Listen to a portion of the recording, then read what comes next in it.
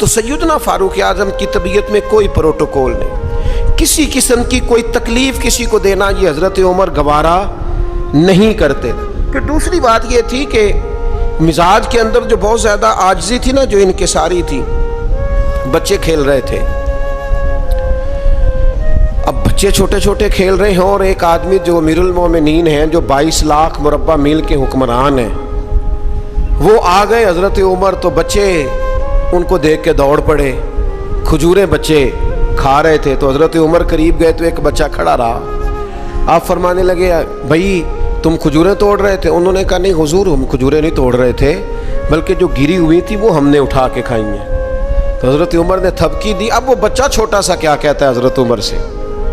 آپ شخصیت کا قد کاٹ دیکھیں، وقار دیکھیں، مقام دیکھیں، لیکن وہ چھوٹا بچہ عرض کرتا ہے امیر المومنین یہ میں نے نا کھجوریں بڑی مشکل سے زمین سے جمع کی ہیں، وہ جو کونے پہ سامنے بچے کھڑے ہیں بڑے شرارتی اور تیز ہیں، اور وہ اس طاق میں کھڑے ہیں کہ میں ان کے قریب سے گزروں گا تو وہ میری کھجوریں چھین لیں گے، حضور اب میں کیا کروں؟ تو حضرت عمر کہنے لگے کرنا کیا ہے، میں تیرے ساتھ چلتا ہوں، تجھے گھر چھوڑ کے آتا ہوں۔ یعنی اتنا ٹائم ہے اتنے بڑے آدمی کے پاس کہ ایک بچے کو کہے چل تجھے گھر چھوڑ کے آؤں۔ حضرت فاروق اعظم رضی اللہ تعالیٰ عنہ اس بچے کے ساتھ ساتھ چل رہے ہیں، کئی گلیاں گزر کر کئی محلے گزر کر اس کا گھر آ گیا، کہنے لگے پتر اب تو گھر پہنچ گیا، مجھے اجازت ہے میں جاؤں؟ کسی جگہ مزاج میں، کسی کونے میں، کسی جگہ یہ بات نہیں پیدا ہونے دی کہ میں کوئی چیز ہوں۔ ہمارے ہاں بہت سارے لوگ ہیں 6 تو کارڈ رکھے ہوئے ہیں۔ حضرت فاروق اعظم رضی اللہ تعالیٰ عنہ کے مزاج کے اندر یہ حسن تھا، یہ خوبصورتی تھی۔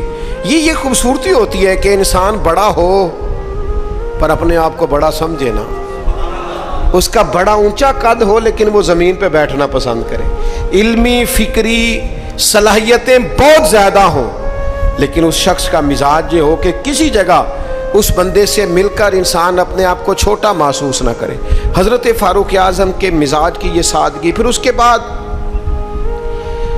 ان پر نا باتیں پوری طرح طاری تھیں۔ میں بڑی معذرت کے ساتھ عرض کروں گا، آج لوگوں نے دین کے کپڑے پہنے ہوئے ہیں، وہ دیندار نہیں ہیں، انہوں نے دین کا لباس پہنا ہوا ہے لیکن دیندار نہیں ہے، انہوں نے دین کا تعارف اپنے ساتھ لگایا ہوا ہے، سابقہ اور لاحقہ لگایا ہوا ہے، میں فلاں صاحب ہوتا ہوں، لیکن ان کی گفتگو، ان سے اٹھنا بیٹھنا، ملاقات کرنا وہ ثابت نہیں کرتا کہ یہ بندے دیندار ہیں، انداز نہیں بتاتے۔ دیندار کے لہجوں سے بھی دین چھلکتا ہے، اس کے اخلاق سے، گفتگو سے دین کی خوشبو آتی ہے، لیکن انسان کہے کہ چونکہ میری پگڑی بڑی ہے لیکن ہے صرف پگڑی تو مجھے دیندار مانو، میری وضاحت صرف دینداروں جیسی ہے، تو یہ نہیں ہوتا۔ میں رات ایک جگہ پہ کہہ رہا تھا کہ رسول پاک صلی اللہ تعالیٰ علیہ وسلم کا جو اخلاقی کمال ہے نا، حضور علیہ الصلوۃ والسلام نے جو اخلاقی قدروں کو عروج دیا ہے، وہ قدریں ہمارے اندر پیدا ہوں گی تو پھر پتہ چلے گا ہم کتنے دیندار ہیں۔ ہمارا صبر، ہمارا حوصلہ، ہمارا درگزر، ہمارا معاف کرنا، ہمارا خیر خواہی کرنا، ہمارا دوسروں سے محبت کرنا، ہمارا عزت نفس والا ہونا، کبھی کسی کے سامنے ہاتھ نہ پھیلانا، یہ بتائے گا ہم کتنے دیندار ہیں۔ ہمارے کردار کی عظمت بتائے گی ہم کتنے دیندار ہیں۔ لیکن اگر ہمارے مزاجوں میں یہ چیزیں موجود نہیں تو پھر ہم جبراً تو کسی کو منوا لیں گے لیکن وہ جو اعلیٰ اخلاقی اقدار ہیں وہ نہیں ہوں گے۔ حضرت عمر کا یہ کمال ہے کہ ان پر پوری طرح دین نافذ تھا، طبیعت اور مزاج پر نافذ تھا۔ تو انسان اپنے بچوں کو ہمیشہ وہ چیز دیتا ہے جو اسے سب سے زیادہ اچھی لگتی ہے۔ ایک دن حضرت عمر نے چاہا کہ میں نہ کچھ خاص نصیحتیں کروں لوگوں کو، کچھ خاص پیغام دین کا دوں، تو آپ نے لوگوں کو مسجد میں جمع کیا تو کافی سارے لوگ جمع ہو گئے، شہری بھی دیہاتی بھی۔ حضرت فاروق اعظم رضی اللہ تعالیٰ عنہ نے کتاب و سنت کے پیغام کو بڑا چن کے، بڑا تلاش کر کے اور بڑی ذوق سے، بڑی وارفتگی کے ساتھ، بڑے خاص لہجے میں ان لوگوں تک پہنچایا۔ جناب عمر نے بڑے درد سے باتیں کی اور لوگوں نے سنی، گفتگو ختم ہو گئی، لوگ اپنے اپنے گھروں کو چلے گئے۔ حضرت فاروق اعظم رضی اللہ تعالیٰ عنہ گھر گئے، اپنے بچوں سے، اہل خانہ سے فرمانے لگے جو گفتگو میں نے مسجد میں کی ہے تم نے بھی سنی ہے کہ نہیں؟ انہوں نے کہا جناب ہم نے بھی سنی ہے۔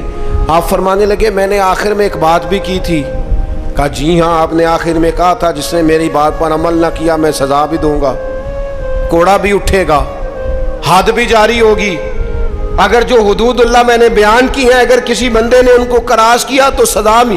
کہا جناب بالکل ہم نے سنا ہے، آپ نے فرمایا ہے کہ جو نہ مانے گا اسے سزا بھی ہوگی۔ تو حضرت عمر کہنے لگے اب تم ایک بات اضافی سن لو، وہ جن کو میں نے تقریر سنائی ہے نا، اگر وہ نہیں مانیں گے تو سزا سنگل ہوگی، اور اگر عمر کے گھر والے نہیں مانیں گے تو پھر سزا ڈبل ہوگی۔ تمہارے لیے سزا ڈبل ہے، تمہاری ذمہ داریاں ڈبل ہیں۔ اگر کسی کا دینی تعارف ہے، اگر کوئی بڑے خاندان سے ہے، اگر کوئی اپنا تعارف کسی اونچے قبیلے سے رکھتا ہے، اگر کسی کی نسبت کسی بڑی شخصیت کے ساتھ، تو اس کی تو سزا ڈبل بتا رہے ہیں جناب عمر۔ وہ فرماتے ہیں بھی سزا ڈبل ہے۔ اگر تیرا عہدہ اونچا، میں پیر صاحب کا بڑا قریبی ہوں، تو تیرے اخلاق بتانے چاہیے تو کتنا قریبی ہے، تیرے اوپر اس کا اثر ہو پتہ چل جائے گا تو کتنا قریبی ہے۔